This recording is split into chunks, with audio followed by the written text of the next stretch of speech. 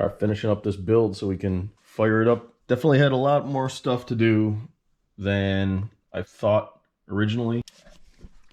Underneath, getting all my stuff wired up for the new oil pressure gauge. I'm running a fuel pressure gauge from up on the fuel rail as well, and routing the turbo feed. Want to be able to get everything done here so I can finally put my exhaust manifolds back on, put the top end of the engine back together. And here we go, the big 72 millimeter is in there. So basically the same amount of shoehorning it took to get the 67 millimeter turbo in there. The engine's just about set up. I just got to put the top on, and then I have a lot of hoses to connect still, but we're getting close. I got to snug up all the exhaust. You really want to leave, when you have something like the way these turbo kits are made, you want to leave everything kind of just finger tight.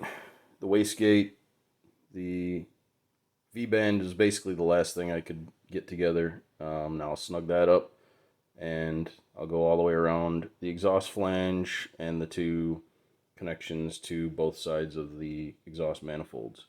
But everything else is basically put together. I just have the harness kind of draped over, and I've got a lot of vacuum lines to still connect. So I'm going to get on that, and we shouldn't be too far away.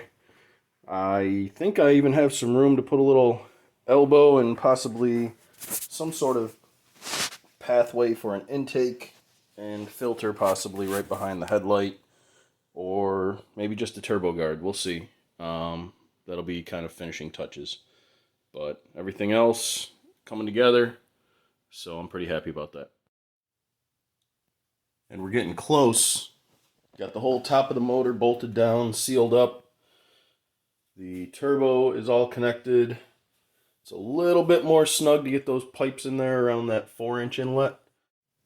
One other thing I want to add is I'm going to try putting this little $23 Amazon fuel cell that I'm using for an intercooler reservoir. When I first put it in, it was leaking all over the place, all around this lid. It was just leaking like crazy whenever I tried applying pressure to it. So I took it out. I've actually got to just manually seal this thing. But as far as the bungs go, those seem to hold fine. I capped off where the level sensor was. I may put that back in someday just because it'd be cool to see if the level was dropping, but I'm not real worried about that right now. I can monitor. That's kind of why I've got the clear intercooler hoses with the reinforced steel coil so that I can bend it without getting too worried about things kinking.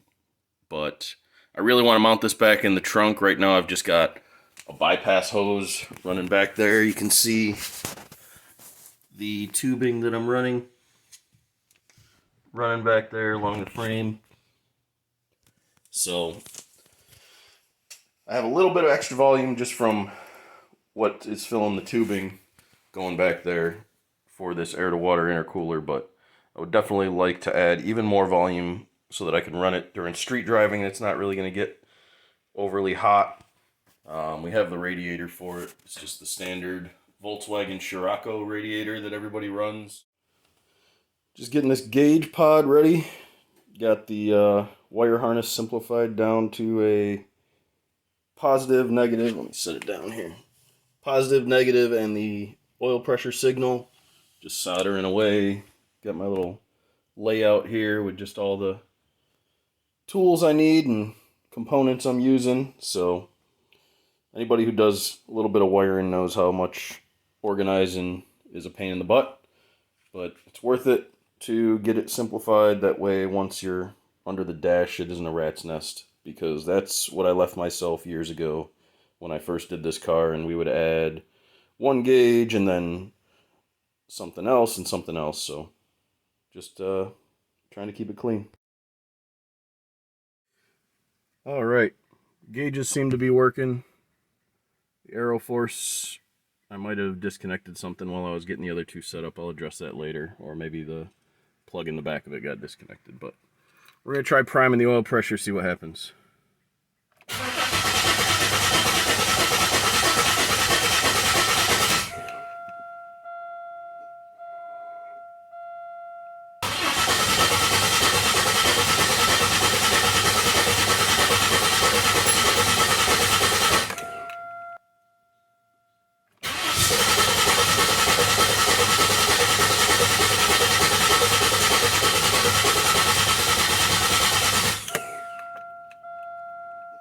tried starting there with some residual whatever was in that system.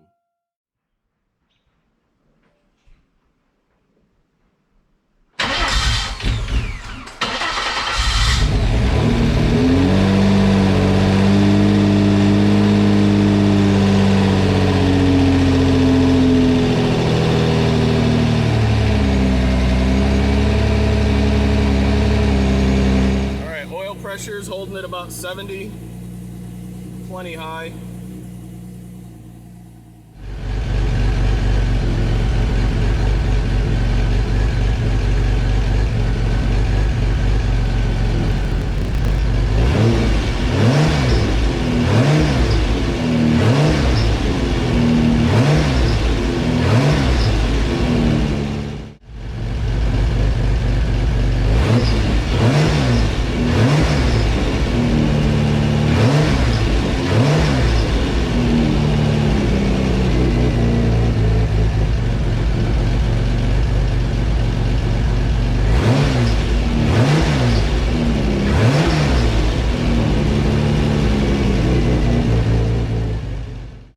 Well, one little addressed issue that I just took care of was my throttle cable was not fully returning when I would hit the gas pedal.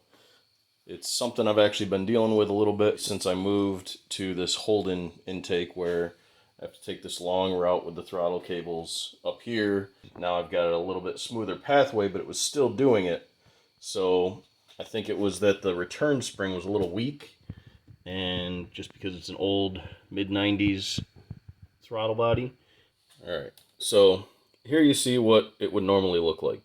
The return spring would go to that tab right there, and that's where it would rest. It would open and be brought back nicely to it. My problem was it was not pulling it back there, so I moved it. I was going to go right down and go behind this. Instead of that upper tab, I was going to try and put it to that lower tab, but it actually rides up off of that angled rib you can see right there. When it focuses dead center in the screen there, it's got a little angled support for that rib because that's the throttle stop for wide open throttle.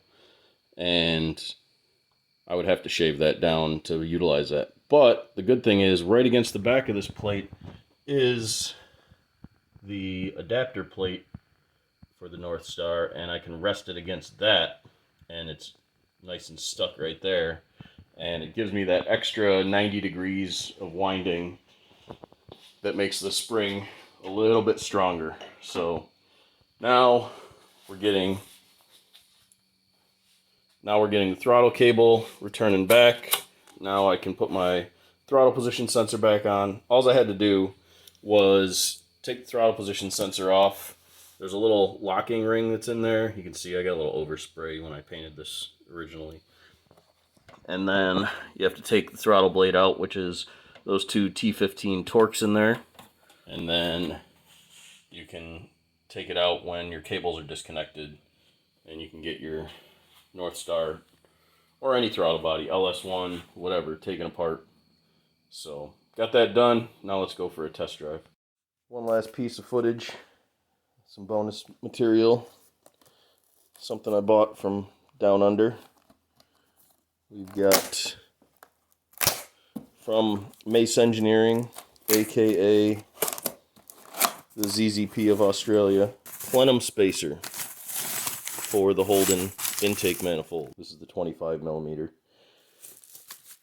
And they supply it with some RTV and some bolts to install it, a couple stickers. For those who've been around long enough stateside to know about Mace, they're pretty cool. But my thought with this one is to pair it with this piece of Lexan. I think you get the idea there. So that'll be coming down the road. I got to get the car running clean first before I start messing around with appearance. Go Dogs 2021. We're not going to jinx anything, but we're happy with how they're doing so far.